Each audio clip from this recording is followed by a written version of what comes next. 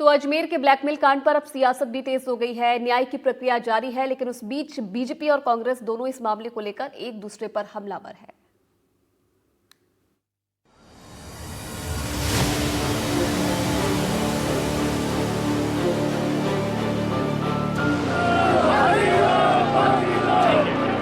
राजस्थान का अजमेर इन दिनों खबरों के केंद्र में खड़ा है। जब से ब्यावर के विजयनगर से नाबालिग छात्राओं के साथ ब्लैकमेल और यौन शोषण का मामला सामने आया, तभी से पूरब से लेकर राजस्थान की पश्चिमी सीमा तक ये मुद्दा चर्चा का मुख्य बिंदु है।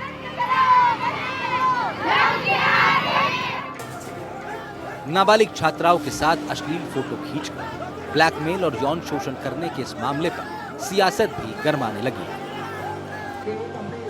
जहां एक तरफ कांग्रेस मौजूदा सरकार को घेरने के प्रयासों में जुटी है, तो वहीं बीजेपी इस मामले पर कड़ी कार्रवाई की पैरवी कर समीकरण को अपने पक्ष में बनाए रखे हुए है। दरअसल 1992 में इस तरह का पहला बड़ा केस सामने आया था।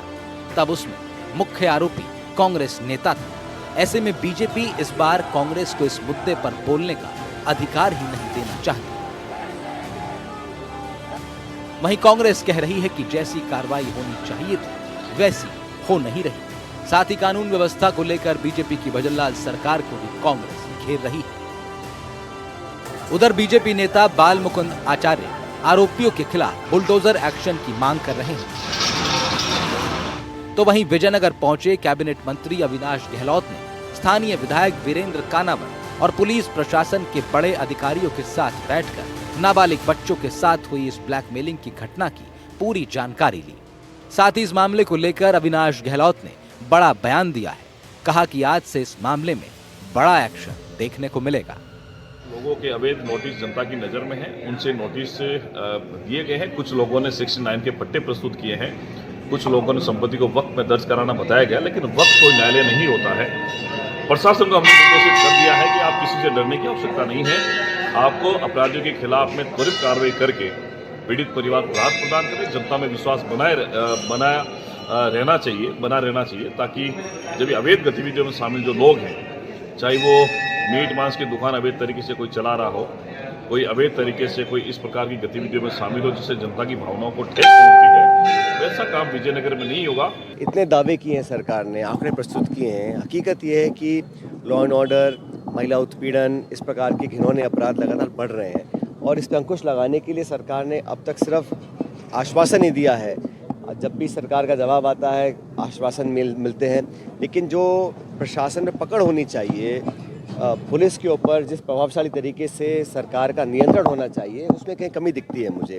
और इच्छा शक्ति भी कमी है, उनकी प्रायोरिटीज़ अलग हैं। और दुख की बात है कि इस प्रकार के प्रकरण सामने आते हैं और समाज में लोगों में बहुत आक्रोश है। हमारी पार्टी ने विधानसभा के अंदर, विधानसभा के बाहर लगातार मुद्दों को उठाया है, लेकिन सरकार की जो लचर रवैया है, उसी का परिणाम है कि इस प्रकार की घटनाओं को अंजाम दिया जा रहा है। कानून नियम से चलने वाले लोग हैं हम। जहां कानून नियम के अनुरूप जो सज़ा होती है उसमें पूर्णतः उसका पालन होता है।